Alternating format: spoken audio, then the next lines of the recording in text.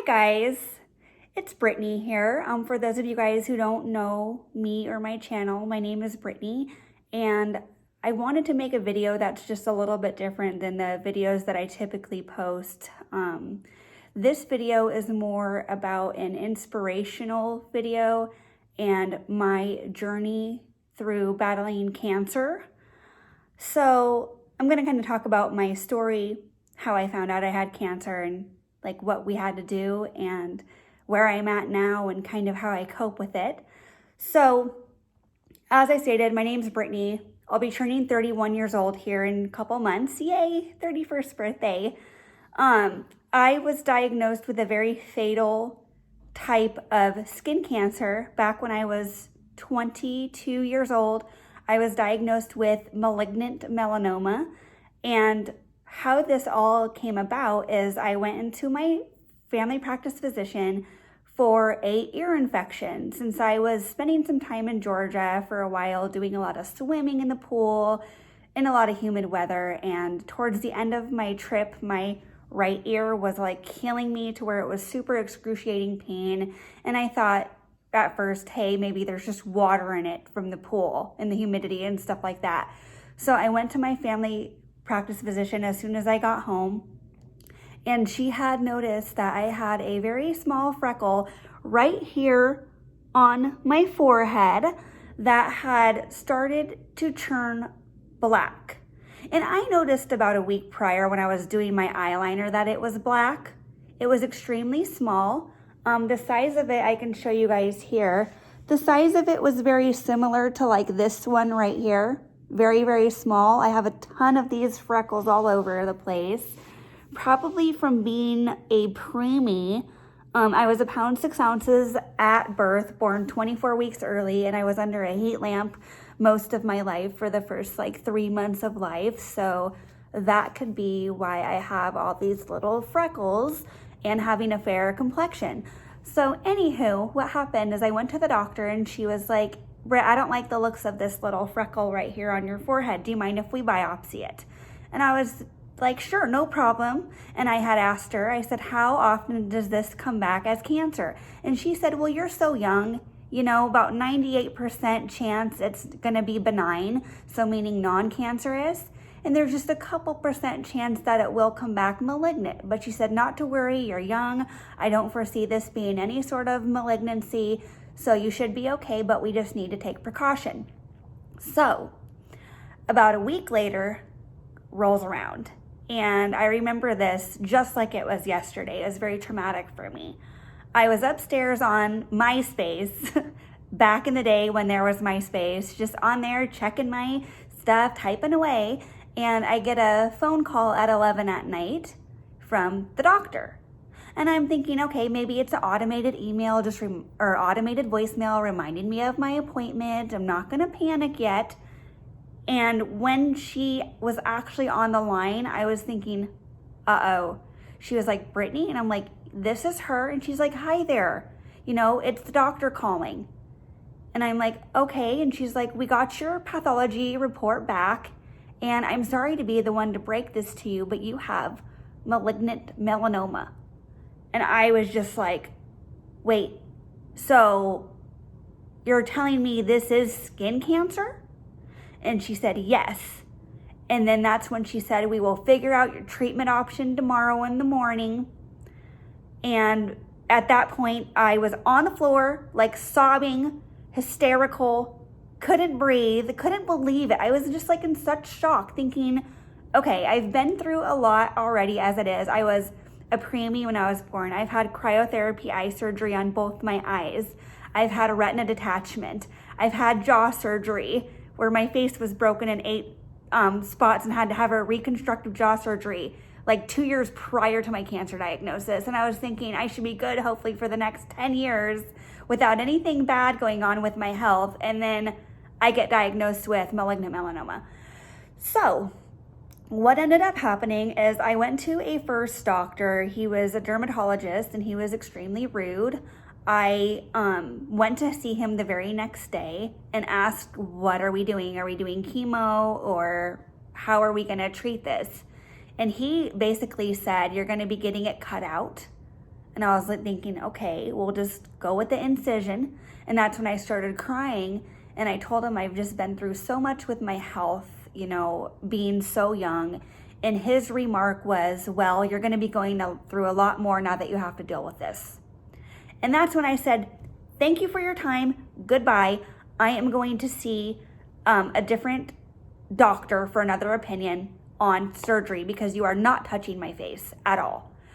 So thank God I was able to go see my doctor who did my jaw surgery. He saw what was going on and I got in with him. He did an emergency surgery. So how this whole process worked is I had to go to the doctor who did my jaw surgery. He's a phenomenal in Portland, you guys, just so you know. He works out of one of the big hospitals, and he's actually one of the directors of the Franz Cancer Center at Providence Hospital. He is phenomenal. And what happened was I had to initially go get some iodine injections injected into my forehead, and I had to get a PET scan done. And what the PET scan did is it was tracing with the iodine exactly where the cancer was traveling. So let me try to get my phone up here a little bit so you guys can see a little clearer here. If you can see, I have these two little bumps here with a little line on my forehead.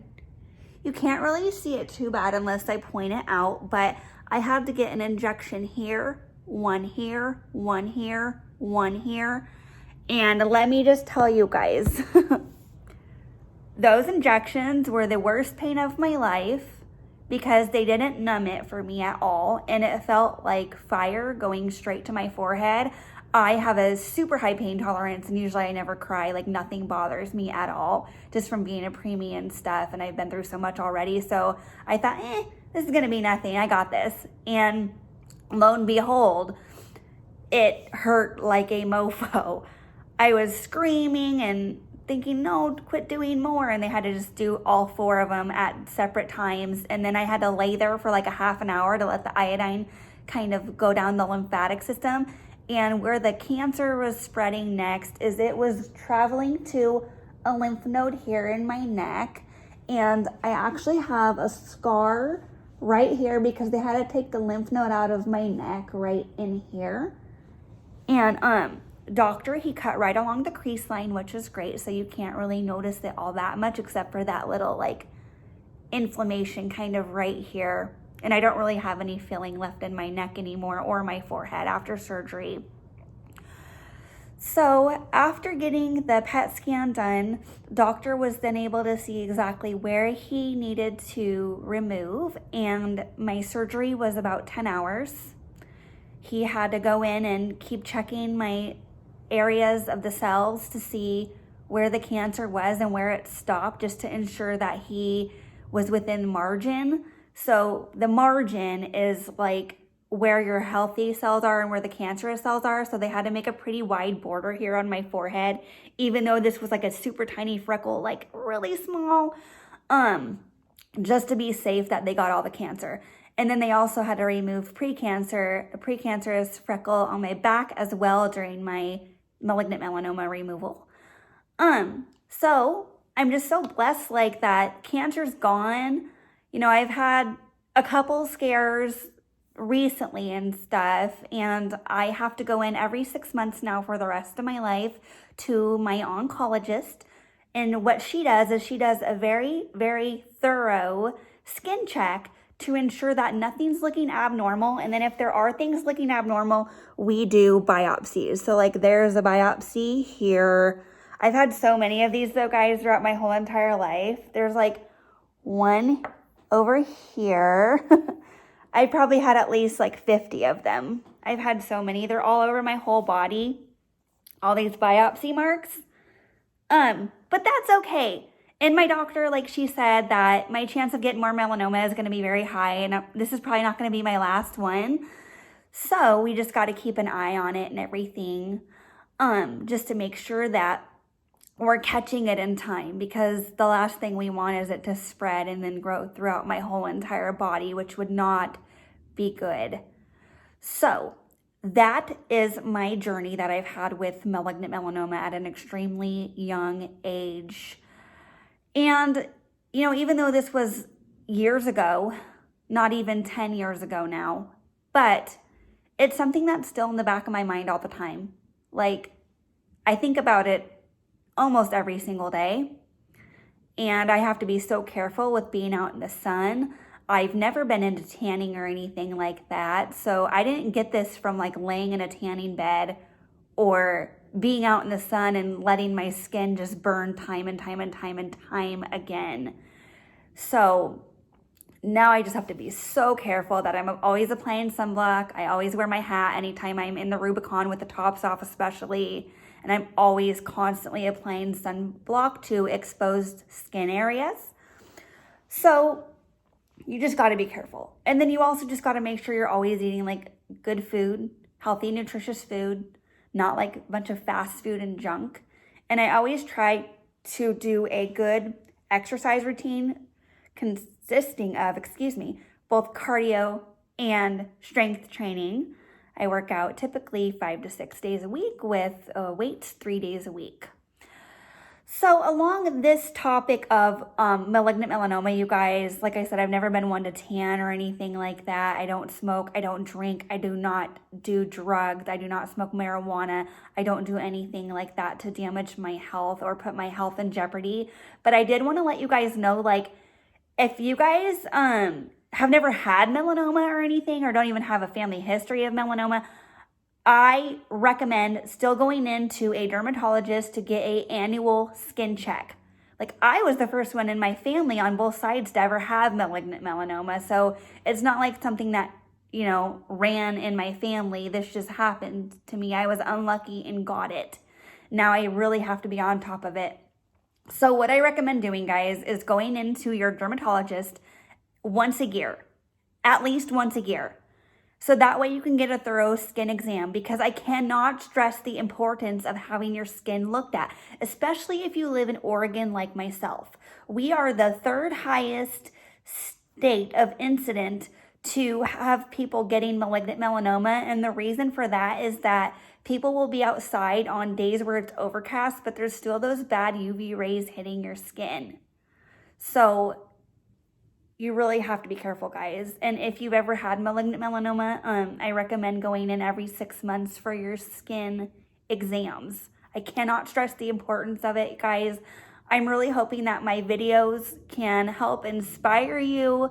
For those of you guys who have had cancer, who are going through, surgery, chemo, radiation, and just feeling like crap. Like, I really want to be there for people, and I really want to be able to have people like relate to me and stuff, because it is hard. It's still hard. It still affected me mentally after all these years. And one thing that I do to cope with this is my working out. Like I mentioned, I love working out. I love to swim. That's something that's really been helping. And also cruising in my Jeep. I love doing that too. Reading. I love to read Stephen King. I just try to do anything I can to kind of have that distraction going. So it's not just like constant anxiety and fear all the time over this. But aside from that, I did want to let you guys know that a simple way, what I try to think of for any like spots, especially if you have like a lot of spots like me, like I have them all over the place, and I'm always going to get more and more and more throughout my lifetime, all these little freckles. So the way I remember, like when I'm looking at my arms and stuff and the spots that I can see, is I always think of the A, B, C, D's of skin cancer. So I'll go through each one with you guys, just so you guys can kind of keep it in your mind too. So the A stands for asymmetrical. That means, like, say for example, if the freckle, like here's one. If the freckles like looks, sorry guys, so you can see me. So that's meaning like if the freckle looks different on one side than it does the other side. Does it look the same, like even on each side, where it's like that circle or whatever, where it doesn't look all misformed and deformed on one side and then different on the other. So you want to look for asymmetrical because you want them to be symmetrical. The B stands for border. So is the border around it, is it round Or is it like kind of all weird shaped? Or is it more on the round side? How these are all round, round, round. We have more round, round, round, round. None of these are shaped weird. I did have my doctor look at this one though right here, guys, because I thought it looked kind of weird how it's not perfectly round. But she said this one's doing okay. So we just got to keep an eye on this little guy right here. So that's what the B stands for, border. And then the C stands for color. Typically you want the freckles to look lighter in color. Sometimes they'll be brown, or they'll be like light brown, or a kind of reddish color, reddish brown. You don't want to see dark, dark brown. You don't want to see dark brown within light brown, and you do not want to see black. As I mentioned, guys, my freckle was extremely small, but it was black as tar, as black as, this is a brown chair, but it was darker than this, you guys. It was darker than this wood. It was like as black as my eyeliner is, no joke. And it changed within like a week's time from the brown to the black. So you want to look at the color of them, and anything that has multiple colors, I'd say go get it looked at, because that's kind of suspicious. And then last but not least, the D stands for diameter. Typically, if you have a freckle that's bigger than the size of a pencil eraser, you need to go get that examined and possibly removed and biopsied, because that is also another warning sign of malignant melanoma. I did have one on my arm, for example, too, guys, like right here, back in the day, that had to be removed right here because it was pretty big. When I was like a kid, I had to get that one taken off. So you could still see the scar there from that one. So I recommend, and I got that removed when I was a kid just because I thought it was ugly. It had nothing to do with me like worrying about skin cancer. I thought it was just so ugly. I was like, ew. So that's why I got that one removed. But now I'm really on top of it. So we have A for asymmetrical, B for border, C for color, and D for diameter. That's the ABCDs of skin cancer, folks. Please, like I said, I can't stress enough, get into your dermatologist at least once a year for an annual skin check. Even if you've never had a family history of malignant melanoma, but if you have had a family history of malignant melanoma, or if you yourself have personally had malignant melanoma, you need to be going in at least every 6 months. No less than that, so minimum. I hope that this video was helpful, you guys. Like I said, I'm making it just to share my personal journey of malignant melanoma with you guys. And I really want to be there for you guys, for people who are actively going through cancer right now, or who have been in remission, such as myself, who are now in cancer survivorship. I'd love for you guys to reach out to me, please. That would be great. Or even people who have never experienced cancer, you can also reach out to. So thanks again so much, you guys, for watching. And I'm going to be coming up with a lot more videos here in regards to health diagnoses and symptoms of different conditions, and how you can help treat those conditions to help minimize your symptoms for the best possible well-being that you can have. So thank you so much again, guys, for watching, and please like and subscribe. Until next time, guys. Bye.